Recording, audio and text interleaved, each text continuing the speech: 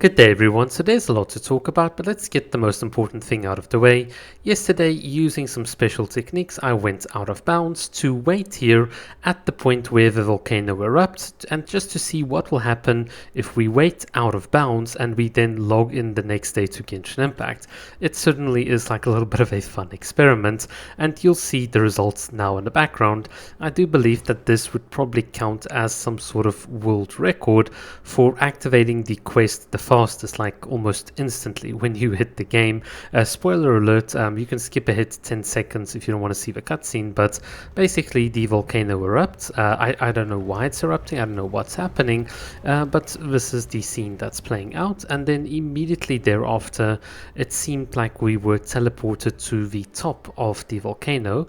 How do I know this? Well, I've been playing Out of Bounds since 5.0, can you believe it? And I know this volcano area like really well, so I'm assuming we're at the top here.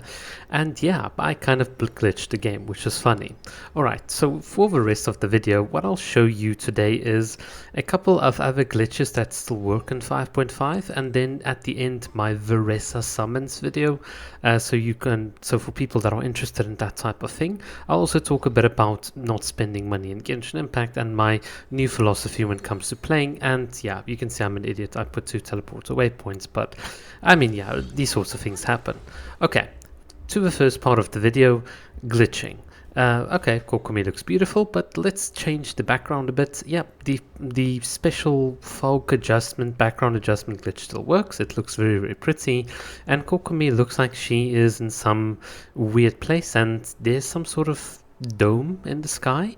I don't know, like when I went to the ground I still saw the dome, so I assumed my game is a bit glitched, and yeah, the developers are not going to be happy about that. Actually, who am I kidding? The developers have no clue who I am, so they're probably, even if they look at this, oh, there you go, Kokomi, sorry, that's just a habit of mine. Yeah, so here we are in the rainy thing, and it looks like we've dropped down out of the sky, and it's, yeah, I can't really tell you what's happening, but it looks like my game is a bit glitched, because I don't think you're supposed to see the round thing in the sky where you, yeah.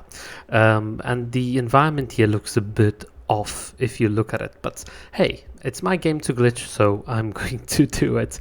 In any case, let's just talk about a couple of other glitches. The little Saurian is still available here in Watatsumi Island. It's the one that I brought out, and then there is this cool little thing that they've put around the map. It's like a placeholder there for Enkonomiya, so people know that this is Enkonomiya, and I think as well in the Sea of Bygone eras, and no, I think it's only those two, but and oh yeah, and the chasm as well, that you can actually see, oh yeah, here is another area. By the way, the sound that Veressa made here was so cute. Oh my god, like this character is just really cute. In any case, some other little fun glitches. The Mavika's infinite or like alt hair just during her normal E and idle, that's still an active glitch. I'm surprised Hoya hasn't been able to patch it after 2 months. The entire Mavika subreddit told me it's better to share these glitches because Hoya's going to patch them in any case, and it's like, nope, it's been 2 months, Hoya hasn't patched it, I've won the bet, you guys are all losers, so yeah, that is that. Sorry, I can get a bit vindictive when people don't know what they're talking about. Anyhow, the Paimon barrier glitch still works if you kind of know how to do it. Basically, this allows you to take Paimon optionally and go beyond the Paimon barrier and see what is beyond the playable areas where the devs don't want you to go. So that's pretty cool. If this works, then I'm 100% sure the Saurian glitch almost would still work. And we're going to try and see if there's anything hidden out of bounds. Typically, Hoyo loves hiding stuff under the map, like playable areas and even outside the map. And sometimes they hide these things with like an invisible barrier, so you really have to kind of dig in to get there. Regardless, yes, poor Veressa drowning, and I'm now going to force you to watch Paimon. Hey, Paimon, how are you? You see, I know Paimon very well. She's just going to do a little bit of a trick right now for all of us, so don't be shy, Paimon. Do a little flip trick. And whoop, there you go. It's almost like I know Paimon. She's going to yawn in a second as well. Alright, so this is the interesting thing. The Paimon AI still hasn't been updated after 5 years of the game. Don't ask how I know it, I only know it because I've been glitching the game since forever. In any case, here's something that's a bit more fun. If you have a wave rider in your game, you can launch yourself with Veressa and just run on water. It's pretty cool. So just bring a wave rider to Natlan and you'll be able to do this. It's cool, and I think you can even do this outside of Natlan, although you're not going to get such a nice body of water to traverse and you don't get the phlogiston, which is kind of the whole point of making it a bit more fun.